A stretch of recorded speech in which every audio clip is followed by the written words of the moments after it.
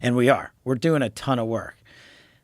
I didn't know we would be able to do it this quickly is my surprise. And what that showed me was the people at the Bureau, literally people who've been there 30-year agents, they're coming up to me like, dude, we wanted to do that 15 years ago. Really? We wanted to do that 10 years ago. And then my question was like, you guys are the pros. Like, my job as the director, I'm not chasing down bad guys. I don't know how to do that, is to give them what you need and get the hell out of the way. And they were like, dude, all they did was get in the way.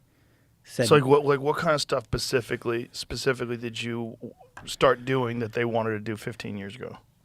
Simple. The one that I've taken the biggest heat for.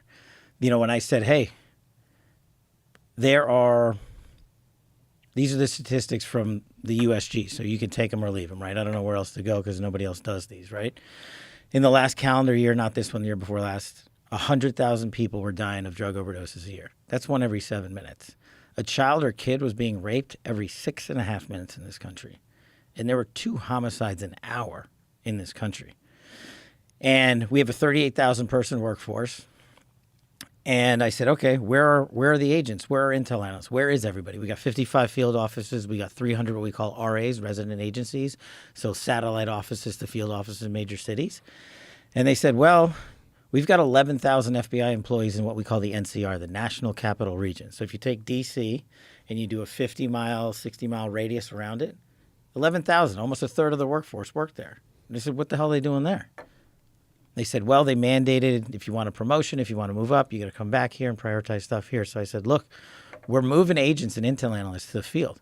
And that's what I did. 1,500 people are going to the field because a third of the crime doesn't happen in Washington, D.C. and the 65 miles around it.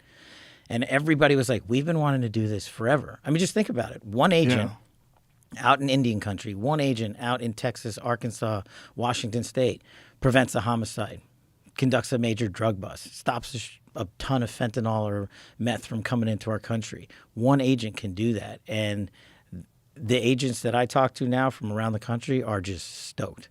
That's awesome. That's great news. That really is great news because the fentanyl thing scares the shit out of me. It really does. Well, it's one of the things I want to hammer down on, but whenever you want to get into that. Yeah, please. Yeah. It's so terrifying. Because, we've shown it on the podcast, the amount that'll kill you. Yeah. It's so small. It's like the tip of a pencil. Yeah, it's like point something milligrams. It's nothing. I'll give you... I put this to big programming. I love doing this long-form stuff, and this is the only long-form interview I'm going to do. I hope you know. Well, thank you. I do one interview. I'm honored. I do one interview a month. One. And it's usually like a 5-minute TV thing just to keep abreast, and we do a lot of stuff on social media. But I've been looking forward to this for a long time. Even when I was on the campaign, I was just this is like the best way to get information out. So fentanyl, right?